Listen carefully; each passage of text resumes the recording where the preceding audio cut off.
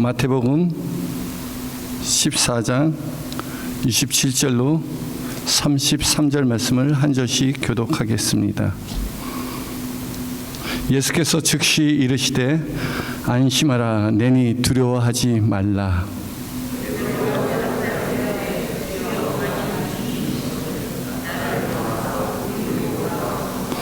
오라 하시니 베드로가 배에서 내려 물 위를 걸어서 예수께로 가되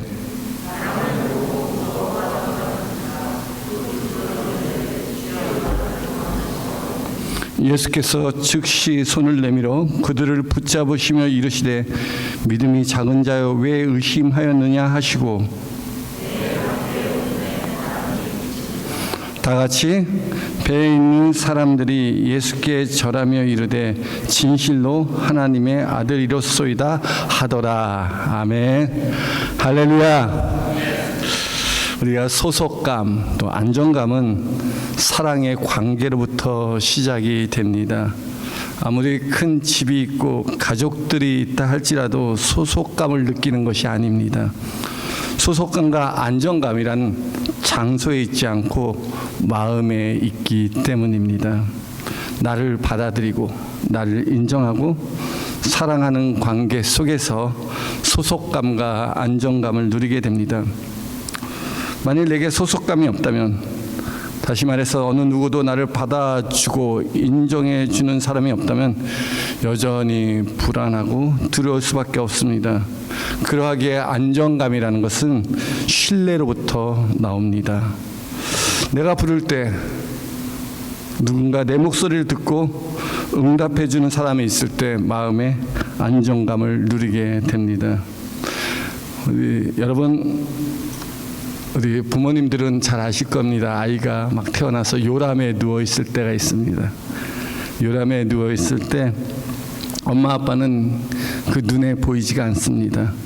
그럼에도 불구하고 안정감을 누리고 평안히 잠들 수 있는 것은 엄마의 목소리 때문입니다. 자신이 웃거나 울거나 어떤 소리를 내든 즉시 반응해주는 엄마 아빠가 있기 때문에 그 갓난아기는 요람에서 비록 그 눈으로 엄마를 직접 볼 수 없을지라도 그 목소리만 듣고 안정감을 누립니다. 아이가 키울 때 아이들이 옹알이를 하거나 또 웃거나 울거나 하면 우리 엄마들은 어떻게 반응합니까? 그래 여기 있어 우리 아기야 하면서 눈을 맞추고 아기의 소리에 반응해 줍니다. 아이가 말할 때마다, 자기 웃을 때마다, 울을 때마다 누군가 내 소리를 기울이고 있다는 생각에 아이는 평안함을 누리게 됩니다. 우리는 벌써 어른이 되었습니다. 어른이 되면 스스로 모든 문제를 해결할 수 있을 거라고 생각합니다. 근데 어른이 되고 난 뒤에도 스스로 감당할 수 없는 어려운 일이 얼마나 많이 있는지요. 우리가 어려울 때, 힘들 때, 어린아이 때는 엄마 하고 부르면 모든 것이 다 해결됐습니다. 엄마가 다 도와줬고요, 또 다 함께 해주었기 때문에 그렇게 어렵지 않았습니다. 그런데 어른이 된 지금도 엄마라고 부르며 도움을 청할 사람이 있었으면 좋겠다라는 생각을 하게 됩니다. 누군가의 도움을 받고 싶을 때가 있다는 것입니다. 여러분의 마음은 안정감을 누리고 있습니까? 여러분 마음은 소속감을 갖고 있습니까? 여러분 지난 밤에 잘 주무셨습니까? 밤새 안녕히 주무셨습니까? 여러분 평안하십니까? 우리 옆 사람 한번 인사해, 안녕하세요 라고 인사하세요. 안녕하십니까? 안녕하십니까? 네, 안녕하십니까? 정말 어쩌면 우리가 평안이 참 필요한 이 시대에 우리가 살아가고 있습니다. 인생의 고독과 외로움은 아무리 불러도 응답해 줄 사람이 없을 때입니다. 마음이 외롭고 슬프고 괴로워도 누구하고 이야기할 사람이 없다는 것입니다. 친구도, 형제도, 자매도, 부모도 얘기할 수가 없어요. 말하고 싶어도 마음껏 말하지 못합니다. 아무리 친한 부부관계도 그 괴롭고 어려운 이야기를 쉽게 나눌 수 없습니다. 여러분 마음 터놓고 살아가는 사람이 얼마나 될까요? 남편들이 말합니다. 나 자기가 회사에서, 직장에서, 사업에서 너무 힘든 일이 있을 때 아내에게 다 얘기 못한다는 것입니다. 내가 있었던, 직장에서 있었던 그 힘들고 어려운 일, 사업에서 당했던 그 어렵고 힘든 일들을 아내에게 말할 때 오히려 아내가 그 얘기 듣고 힘들어할까 봐 다 얘기 못한다는 겁니다. 뿐만 아니라 또 아내에게 말한들 무슨 소용이 있겠습니까? 아내 역시도 도울 힘이 없다는 것을 너무 잘 알고 있기 때문에 아무런 문제도 해결되지 않기 때문에 그냥 입을 꾹 닫고 살아가지 않습니까? 우리 서로 연약합니다. 남편도 연약하고 아내도 연약합니다. 자녀도 연약하고 부모도 연약합니다. 그래서 너무너무 연약한 걸 서로 잘 알고 있기 때문에 너무 힘들고 그가 감당할 수 없을 것 같은 그런 일들은 차라리 말하지 않습니다. 도움을 구하지 않습니다. 우리 서로 상대방의 연약함을 잘 알고 있기 때문입니다. 이제 우리는 어린아이 때처럼 엄마를 부르거나 찾지 않습니다. 왜 그렇습니까? 그렇습니다. 부모님들도 내 인생의 문제를 해결할 수도 없고 도와줄 수 없다는 것을 너무 잘 알고 있습니다. 그래서 부모님들한테 쉽게 마음의 괴로움과 삶의 문제를 이야기하지 않습니다. 오히려 염려만 끼칠 것 같아서이지요. 우리가 서로 아무리 사랑한다 할지라도 정말 사랑해요. 부모가 자녀를 사랑하는 마음이 나이가 들어서 할아버지가 되고 할머니가 돼서도 여전하다고 합니다. 사랑한다 할지라도 우리는 도와줄 수 있는 능력이 없습니다. 여러분 인생의 문제가 찾아왔을 때 누구에게 도움을 청합니까? 여러분 누구를 찾습니까? 부모님을 찾습니까? 형제 자매를 찾습니까? 아니면 친한 친구에게 도움을 청합니까? 아는 지인이나 동료에게 도움을 청합니까? 인생의 정말 비극과 절망은 내가 도와달라고 할 때 그 환난 중에 나에게 도움 줄 자를 찾지 못하는 것입니다. 성경은 우리가 누구에게 도움을 받아야 할지에 대해서 분명하게 말씀하고 있습니다. 신명기 33장 26절에는 하나님 같은 이가 없도다. 그가 너를 도우시려고 하늘로부터 나타내시는도다. 여러분 주님 같은 분 없습니다. 우리 주님은 우리 도우시려고 하늘로부터 우리 가운데 임재하시는 전능하신 하나님이십니다. 이사야 선지자 이사야는 말합니다. 이사야 41장 13절에는 나 여호와 너의 하나님이 내 오른손을 붙들고 내게 이르기를 두려워 말라 내가 너를 도우리라 할 것임이라. 나 여호와 너의 하나님이 우리에게 말씀하십니다. 뭐라고 말씀하십니까? 두려워 말라 내가 너를 도와주리라. 너 어떻게 하죠? 오른손을 붙들고 이렇게 세우시면서 우리가 똑같이 말을 해도요 그냥 말하는 것과 이렇게 터치하고 손을 붙잡고 말하는 것은 큰 차이가 있습니다. 느낌이 틀립니다. 주님이 우리 붙들고 말씀하세요. 다 붙들어주고 두려워 말라 내가 너를 도와주리라. 여러분의 도움이 어디서 옵니까? 시편 기자는 나의 도움이 어디서 올고 구합니다. 나의 도움이 오라 천지를 지으신 여호와께로소이다. 이 사실 믿습니까? 시편 124편 8절에도 동일하게 말합니다. 나의 도움은 천지를 지으신 여호와의 이름에 있도다. 우리의 도움이 하나님께 있고 주의 거룩한 그의 이름의 능력에 있습니다. 주님이 우리를 돕는 자이십니다. 오늘 본문에서 제자들이 갈릴리 바다 한가운데서 풍랑으로 말미암아 고난을 당하고 있습니다. 주님이 고난 당하는 제자들을 보셨습니다. 그리고 고난 당하는 제자들을 향하여 예수님께서 물 위를 걸어서 제자들을 찾아갑니다.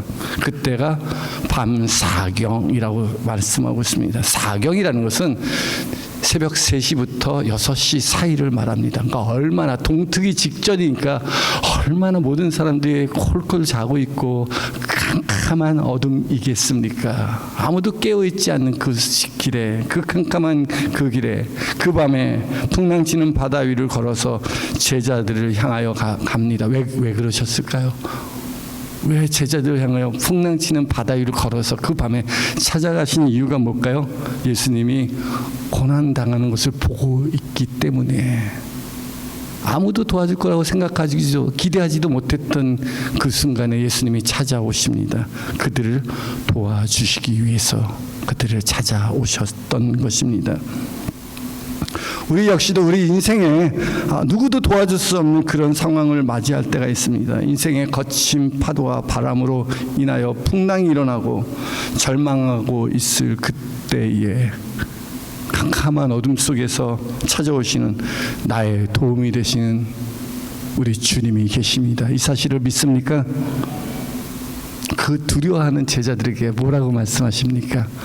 27절 보니까요, 예수께서 즉시 이르시되 안심하라, 내니 두려워하지 말라. 제자들에게 하신 말씀이 뭡니까? 아직 그 제자들이 있는 배까지 도착하지도 않았습니다. 그런데 예수님 먼저 목소리로 말합니다. 안심하라, 나니 두려워하지 말라 말씀하십니다. 이 말씀이 얼마나 힘이 되고 위로가 되는지요. 아무리 풍랑치는 고난과 환난이 찾아올지라도 너 그것 때문에 두려워하지 말라, 안심하라. 그 풍랑치는 바람과 파도가 너를 침몰치 못할 것이다. 너 그것 때문에 망하거나 죽지 않아. 왜? 내가 너희와 함께 하기 때문이다. 내가 왔지 않냐? 내가 여기 있지 않냐? 그러니 두려워하지 말라는 겁니다. 안심하라는 겁니다. 내가 너와 함께 있다는 것입니다. 주님의 이 말씀은 이제 너가 염려할 것 없다. 너의 염려 내게 맡겨버리라 말씀하십니다. 내가 너를 도와줄 터니 두려워하지 말라라는 것입니다. 아무리 우리 인생에 풍랑치는 바다 한가운데 있을지라도 주님이 거기 계시면 이 모든 것들이 더 이상 아무런 위협이 되지 않습니다. 주님은 우리의 피난처가 되고 도움이 되시기 때문입니다. 어린아이에게 부모가 함께 있으면 안심되고 안정이 되듯 우리도 주님이 함께 계시면 참된 평강을 누릴 수 있습니다. 오늘 주님의 말씀에 귀를 기울이시다. 안심하라, 내가 여기 있으니 두려워하지 말라라고 말씀하십니다. 시편 46편 1절에 보면 하나님은 우리의 피난처시요 힘이시니 환난 중에 만날 큰 도움이시다. 여러분 이 말씀을 믿습니까? 하나님 우리 피난처와 힘이 되실 뿐만 아니라 그 내가 고난과 환난 중에 아무도 도울 자가 없는 그 순간에 만날 큰 도움이 되십니다. 우리를 도우시는 주님이 오셨기에 우리가 담대히 주께 더 가까이 나아갈 수 있습니다. 베드로는 주님이 물 위를 걸어오시는 걸 보고서 주님에게 구합니다. 나도 주님과 같이 물 위를 걷게 하여 주옵소서. 38절 보니까 베드로가 대답하여 이르시되 만일 주여 만일 주님이시거든 나를 명하사 물 위로 오라 하소서 하니 거센 풍랑을 헤치고 물 위를 걷는 것은 불가능한 일입니다. 근데 베드로는 지금 불가능한 그 일을 누가 하고 계십니까? 주님이 그 일을 하고 계시는 겁니다. 사람으로서는 불가능합니다. 그러나 전능하신 하나님께로서는 능치 못할 일이 없습니다. 하늘과 땅의 모든 권세를 가지신 하나님의 아들 예수 그리스도는 우리를 도우실 수 있는 전능자가 되십니다. 베드로는 예수님께서 말씀하시면 자기 자신도 물 위를 걸을 수 있다는 믿음이 생겼습니다. 그래서 그 믿음을 구합니다. 주님, 나로 오라 하소서. 예수님은 베드로에게 허락합니다. 오라, 오라 라고 말씀하십니다. 29절 보니까 오라 하시니 베드로가 배에서 내려 물 위를 걸어서 예수께로 가되 오라라는 그 말씀에 베드로가 믿음으로 순종하였더니 하나님이 행하시는 놀라운 능력을 경험하게 되었습니다. 자연의 법칙을 벗어난 초자연적인 능력을 경험하였던 것입니다. 베드로가 물 위를 걷는 능력은 결코 베드로에게 있는 것이 아닙니다. 누구에게 있습니까? 오라 말씀하신 예수 그리스도에게 있는 것입니다. 이 사실을 믿습니까?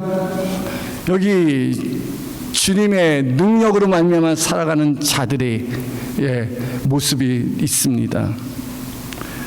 주님의 능력으로 살아가는 자들은 배에서 내려 물 위를 걷게 되는 놀라운 능력을 경험하게 됩니다. 다시 말씀드리지만 내가 내 능력으로는 결코 물 위를 걷지 못합니다. 내가 할 수 없습니다. 하지만 전능하신 하나님의 말씀으로 역사하실 때 그 일은 가능합니다. 사랑하는 성도 여러분, 하나님께서는 태초에 하나님의 말씀으로 천지 만물을 창조하였습니다. 하나님께서 가라사대 빛이 있으라 하시니 그대로 되니라. 하나님이 말씀하시면 그대로 되어지는 성취하는 능력이 전능하신 하나님의 말씀에 있는 것입니다. 그 말씀이 천지를 창조하시고 홍해 바다를 가르시고 만나 메추라기를 주시고 반석에서 생수가 터져 나오게 하시고 여리고를 무너뜨리고 요단강을 갈르시고 하늘의 태양을 멈추고 죽은 자를 살리시며 모든 병든 자를 고쳐 주셨습니다. 이 말씀의 능력이 우리로 물 위를 걷게 하십니다. 베드로는 처음에 예수님의 말씀을 믿고 예수님만 바라보고 물 위를 걸어 주님께 걸어 나아갔습니다.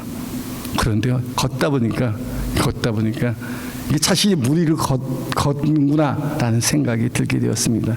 마치 자신이 물 위를 걷는 것이 자기의 능력처럼 여겨진 것입니다. 아, 내가 물 위를 걷고 있구나 라고 생각하게 되었을 때 갑자기 두려움과 무서움이 찾아오기 시작합니다. 왜냐면요, 베드로가 알고 있어요. 자기 자신은 물 위를 걸을 수 있는 능력이 없다는 것을 너무도 잘 알고 있습니다. 할 수 없는 그 일을 하고 있으니 베드로가 깜짝 놀랐습니다. 그래서 그의 시선이, 예수님을 바라보던 그의 시선이 바람과 파도를 보기 시작합니다. 그런데 그때부터 두려움과 무서움이 찾아오고 점점 물에 빠져 들어가기 시작했습니다. 30절 보니까 바람을 보고 무서워 빠져가는지라 소리질러 이르되 주여 나를 구원하소서 하니, 말씀 믿고 믿음의 주여 온전케 하신 우리 주 예수 그리스도를 바라보고 믿음으로 시작하고 믿음으로 나아갈 때는 물 위도 걷고 담대하게 그 일을 행했습니다. 그런데 내 자신의 모습이 보이는 겁니다. 나의 연약함이 보이는 것입니다. 내가 할 수 없는 일을 지금 하고 있구나 하면서 두려워하기 시작합니다. 무엇을 볼 때? 바람을 볼 때. 이 모습, 이 베드로의 모습이 꼭 우리의 모습과 같습니다. 우리 역시도 믿음으로 시작한 일이 육체로 마칠 때가 얼마나 많이 있는지요. 주의 나라와 하나님의 영광을 위해서 시작한 그 일이 내가 한 것처럼 느껴질 때가 있습니다. 또 하나님이 맡기신 일이 내가 해야만 되는 것처럼 생각할 때가 있습니다. 근데 내가 할 수 없거든요. 바로 이때 내가 주인이 되는 그 순간에 우리의 시선이 전능하신 하나님을 바라보기보다는 환경과 상황과 사람을 보게 됩니다. 그리고 나는 할 수 없는데 나를 도울 자가 없네 라고 생각하며 또한 의심과 두려움에 사로잡히게 됩니다. 우리가 목회할 때도 그렇습니다. 처음에는 하나님이 주신 성령의 충만함으로 여기 와서 교회를 개척하고 하나님이 하시면 능치 못할 일이 없을 거라고 담대히 목회를 합니다. 그런데 어떻습니까? 하나님 나라와 영광을 위해서 믿음으로 헌신하는 우리 성도들과 함께 하나님이 하시고자 하는 거룩한 사명에 헌신하며 나갈 때 때로는 이 일들이 내가 할 수 없구나라는 것을 깨닫게 됩니다. 아, 내가 할 수 없구나. 환경을 보고 상황을 보고 사람을 볼 때는 내가 감당할 수 있는 일이 아니구나 하며 지치고 피곤하고 낙담될 때가 있습니다. 왜? 내가 할 수 없는 일이기, 내 능력 밖의 일이기 때문에. 내가 시선이 사람을 보고 환경을 바라보게 될 때 두려움이 찾아오기 시작합니다. 하나님이 주신 사명을 내 힘과 능력으로 하려면 할수록 점점 두려움과 무서움에 빠져버리게 됩니다. 어떤 생각이 들까요? 야, 이거 실패하면 어떡하지? 망하면 어떡하지? 이거 잘 안 되면 어떡하지? 라는 그런 두려움들이 찾아오게 됩니다. 여러분은 어떻습니까? 여러분 가정의 일이나 직장이나 사업에 있어서도 여러분 때로는 이런 일에 맞닥뜨릴 때가 있습니다. 뭔가 내가 할 수 있을 거라고 도전하고 내가 할 수 있을 거라고 한번 해봤지만 알고 봤더니 그것이 하나님이 주신 도움이었고 은혜였고 능력이었다는 것을 알지 못할 때, 내가 해야 된다는 의무감과 책임감이 있을 때 우리 너무 낙담되기 시작합니다. 점점 두렵고 물에 빠져버리기 시작합니다.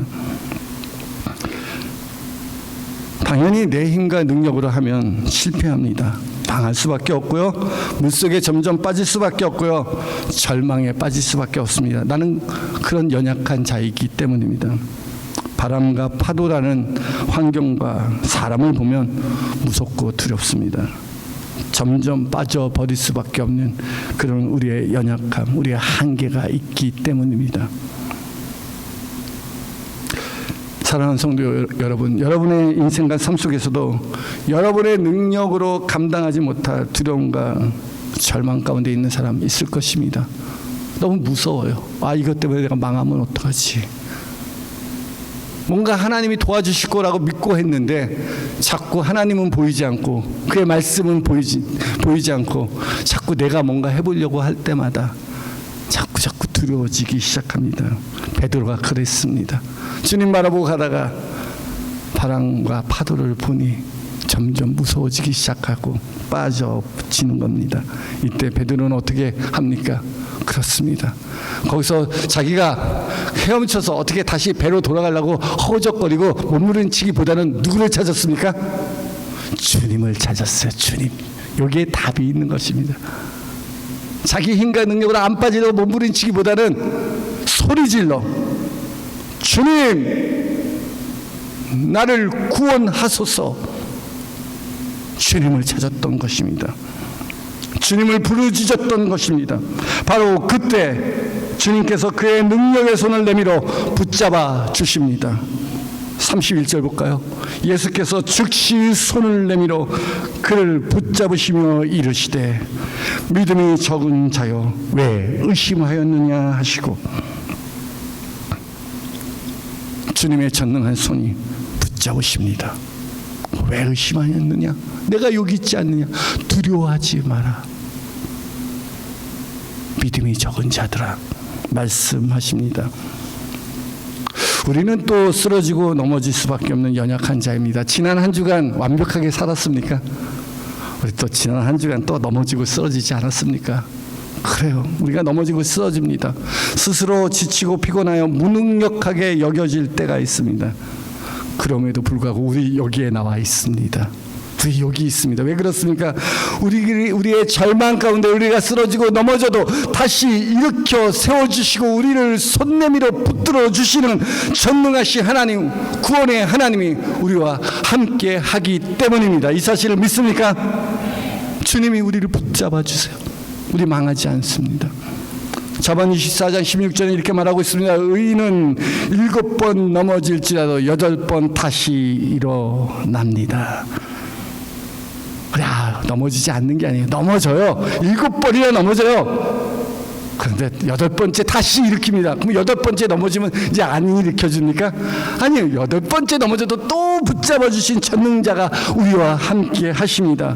그래서 우리가 주의 길을 갈 때, 주가 기뻐하시는 그 길로 향할 때 낙심하지 말아야 됩니다. 주님이 우리의 도움이 되고 우리의 구원자가 되십니다. 주님의 능력이 우리와 함께 하시며 그의 전능한 손이 우리를 붙들어 주십니다. 시편 37편 23절 24절에 보면 여호와께서 사람의 걸음을 정하시고 그 길을 기뻐하시나니 그가 넘어지나 아주 엎드려지지 아니함은 여호와께서 그의 손으로 붙드심이야. 아멘. 저는 이 말씀이 얼마나 위로가 되는지요. 살다 보면 넘어질 때 있어요. 아닌 척하지만 아버지로서 넘어질 때 있고요, 남편으로서 넘어질 때 있습니다. 애들한테는 강한 척하고 남편한테는 든든한 척하지만 또 넘어질 때 있어요. 우리 앞에 목사로서 넘어지고 쓰러질 때가 있어요. 그래서 이제 일어나지 못하면 어떡하지? 이제 내가 가정을 지키지 못하면 어떡하지? 이제 내가 목회하지 못하면 어떡하지? 그럴 때가 있어요. 그런데 하나님의 약속의 말씀을 또 믿습니다. 그래, 주님이 나를 붙들어 주실 거야. 주님이 나를 일으켜 세워 주실 거야. 주님은 한 번도 우리가 넘어지거나 쓰러지지 않는다고 얘기하지 않았습니다. 우리 넘어지고 쓰러질 수밖에 없습니다. 주님은 우리를 불 가운데 지나가게 하고 물 가운데 지나가게 하십니다. 우리를 환난을 벗어나게 하지 않습니다. 환난 가운데 통과하게 하십니다. 우리를 푸른 초장과 실만한 물가로 인도하실 때 항상 시온의 대로로 평탄한 길로만 인도하시는 게 아니라 사망의 음침한 골짜기로 다니게 하실 때가 있습니다. 우리가 불 가운데 물 가운데 그 어려운 가운데 지날지라도 절망하거나 낙담하지 않는 이유가 무엇입니까? 하나님께서 우리와 함께 하십니다. 하나님이 함께 하세요. 주의 지팡이가 막대기가 우리를 안위하시나이다. 하나님이 우리를 도와주십니다. 다시 일으켜 세워주십니다. 우리는 넘어집니다. 하지만 전능하신 주님의 손이 우리를 붙들어 주십니다. 물에 빠져가는 베드로에게 손을 내밀어 붙들어 주시는 것처럼 우리를 붙드시고 일으켜 세워 주시는 하나님이 되십니다. 우리가 소리질러 부르짖어 주님께 기도할 때 언제 주님이 도와주십니까? 성경은 즉시라고 말씀하십니다. 즉시 손 내밀어 도와주십니다. 오늘 본문 말씀에 즉시, immediately라는 이 즉시라는 말이 2번이나 언급되어 있습니다. 즉시 31절에도 즉시 손 내밀어 응답하여 주십니다. 27절에도 즉시 손 내밀어 즉시 하나님께서 응답하십니다. 여러분, 즉시 손 내밀었다는 것은 주님이 어디 계신다는 것입니까? 주님이 멀리 있습니까? 가까이 있습니까? 아주 가까이 계신 겁니다. 멀리 계신 하나님이 아니라 내가 눈으로 보지 못했지만 내 곁에 나와 가까이 계시는 분입니다. 여러분, 갓난아이가 어린아이와 1살, 2살 막 걸음마 배운 어린아이가 하고 외출을 할 때 우리 엄마들은 아이들을 방치해 놓고 네 알아서 놀아라 그렇습니까? 아이들을 언제든지 손을 내밀어서 도와줄 수 있는 그곳에 머뭅니다. 아이들이 겨우 아장아장 걸어가고 있고 또 넘어지려고 할 때 어떡합니까? 엄마가 에이 넘어져봐 이럽니까? 아닙니다. 즉시 손을 내밀어서 그 아이를 붙들어줍니다. 아이가 울거나 엄마를 찾거나 할 때 엄마가 그걸 못 듣습니까? 바로 당장 듣고 즉시 손 내밀어 말합니다. 우리 사랑하는 아기야, 내가 여기 있다. 걱정하지 마. 즉시 손 내미시는 부모님이 계시기에 그 아이는 놀이터에서 마음의 평안을 누리고 재밌게 즐겁게 놀 수 있습니다. 우리 인생 그렇지 않습니까? 우리가 이 험한 세상에서 살아갈 수 있는 이유는 우리에게 즉시 손 내밀어 우리를 붙들어 주시고 우리에게 응답하시는 우리의 구원자 우리 주 예수 그리스도가 우리와 함께 하십니다. 아주 가까이 있습니다. 그러하기에 죽을 것 같지만 우리 죽지 않고요, 망할 것 같지만 망하지 않습니다. 사방에 우겨싸임을 당할지라도 우리는 항상 하늘 문이 열려있는 하늘의 백성입니다. 우리의 도움은요, 천지를 지으신 여호와 이름에 있습니다. 그래서 주의 이름을 부르는 자들에게 하나님께서 구원을 베풀어 주십니다. 예수님께서 베드로를 붙잡으시고 말씀하십니다. 그를 붙잡으시며 이르시되 믿음이 작은 자야 왜 의심하였느냐 하시고, 지금 베드로가 지금 물에 빠진 이유가 무엇입니까? 왜 빠진 것입니까? 예수님의 능력이 부족해서 빠진 겁니까? 아니요. 예수님의 능력을 온전히 신뢰하지 못했던 믿음 때문입니다. 의심 때문이었습니다. 너 왜 나 믿지 못했니? 내가 함께하는데도 불구하고 왜 믿지 못했니? 라고 말씀하십니다. 예수님께서 이 말씀하실 때가 언제입니까? 물에 빠져 들어갈 때입니까? 아니면 물에 빠져 들어가는 베드로를 붙잡아 줄 때입니까? 요 타이밍이 중요합니다. 예수님이 물에 빠져가는 베드로를 보고, 물에 빠져가는 베드로를 보고, 아이고 꼴 좋다, 믿지 않더니만 이렇게 물 빠졌구나, 거봐 내가 믿으라고 했지, 그러면서 물 좀 더 먹어라, 뭐 이렇게 말씀하실 주님이냐는 거예요. 그게 아니에요. 그게 책망하거나 나무거나 탓하는 게 아니라는 거예요. 너 믿음 적었기 때문에 네 일 못하는 거야. 그게 아니라는 거예요. 네가 믿음이 없어서 너가 이렇게 못하거나 실패하거나 그런 게 아니라는 거예요. 우리는 때로는 생각합니다. 내가 믿음이 없기 때문에, 의심하기 때문에 내가 이렇게 자꾸 물에 빠지는구나. 근데 주님은 우리가 물에 빠진 우리를 탓하기보다는 우리 손을 붙들고 우리를 이렇게 세우시고 말씀하십니다. 그래서 저는 이 말씀을 읽을 때 처음에는 꼭 나의 믿음 없음을 책망하는 것처럼 들렸습니다. 너 이렇게 믿음이 없냐? 이렇게 들렸는데 말씀을 자세히 읽어보니까 주님이 나를 붙들고 말씀하세요. 손을 붙잡고. 그러면서 믿음이 적은 자들아 왜 의심하였느냐? 저는 이 말씀을 이렇게 해석하고 싶습니다. 야, 내가 너와 함께 있는데 왜 나를 믿지 못하느냐? 내가 너를 도와줄 건데 왜 의심하였느냐? 내가 너 여기 있지 않냐? 안심하라. 내가 여기 있지 않냐? 두려워하지 말라. 라는 그 말씀처럼 주님이 베드로를 손으로 붙잡아 줍니다. 그런 것처럼 여러분, 주님이 여러분의 손을 붙들고 말씀하시는 것을 귀 기울이시기 바랍니다. 내가 지난 한 주간을 살면서 또 앞으로 하루하루 한 달 한 달을 살아가면서 주님이 나를 붙드시고 나와 함께 하심을 잊지 마시기 바랍니다. 내가 여기 있다. 나를 믿어라. 예수님 말씀하십니다. 나를 믿으니 또 하나님을 믿어라. 하나님께서 너에게 행할 놀라운 역사를 믿으라. 두려워 말고 안심하라 말씀하십니다. 그리고 베드로와 함께 배에 오르십니다. 32절 보니까 배에 함께 오름에 바람이 그치는지라. 물에 빠진 베드로를 붙잡으시고, 그리고 어떻게 합니까? 붙잡으시고 배에 함께 오릅니다. 그러니까 예수님께서 베드로를 건지시고 배에 오르는 동안 베드로는 어떻게 했겠어요? 예수님이 베드로를 안을 수도 있고 베드로가 어깨 동무하면서 무리를 걸을 수 있고 막 그런, 어쨌든 그 위에 빠졌던 베드로가 다시 무리를 걸어서 배까지 갑니다. 여러분, 우리 살다 보면 너무 힘들 것 같지만 주님 붙잡으세요. 우리 주님과 동행하세요. 그러면 그 파도가 반석이 됩니다. 그 깊은 바다가 반석이 됩니다.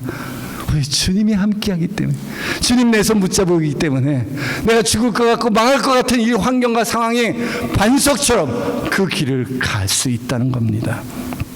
주님과 동행하여 갑니다. 어디까지 가요? 배에 오릅니다. 배에 올랐더니, 그 배 안에 들어갔더니 어떤 일이 일어납니까? 바람이 그치고 파도가 잔잔해지기 시작합니다. 우리 인생의 문제는 무엇 때문이었을까요? 그래요. 주님이 함께하지 않았기 때문입니다.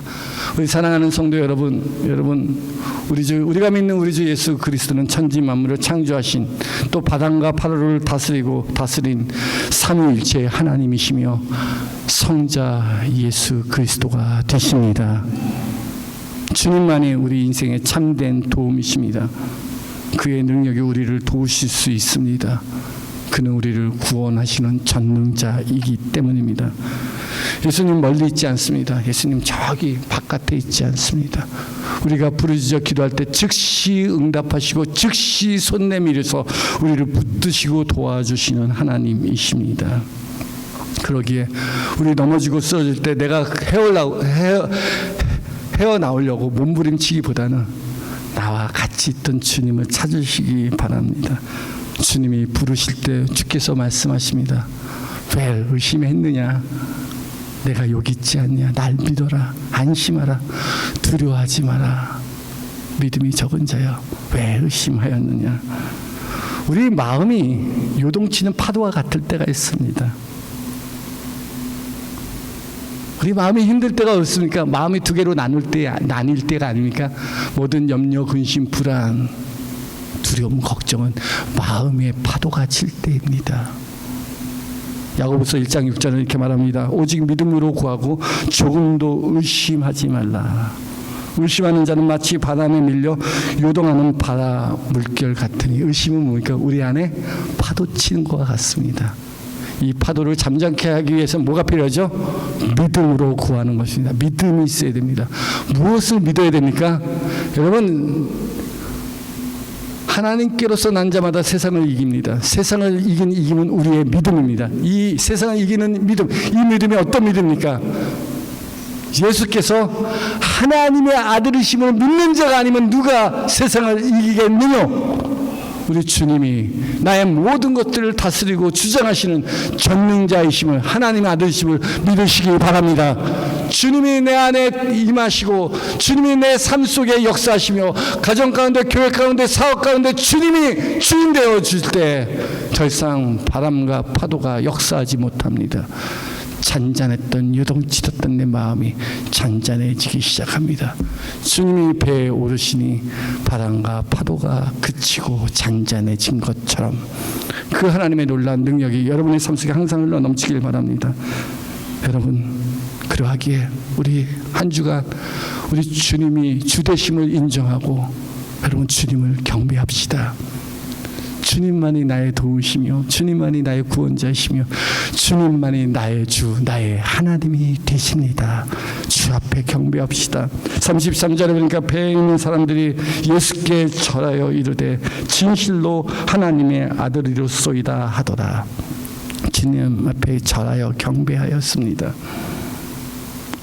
우리 인생의 파도와 바람을 잠잠케 하시는 우리도 주님을 경배합시다.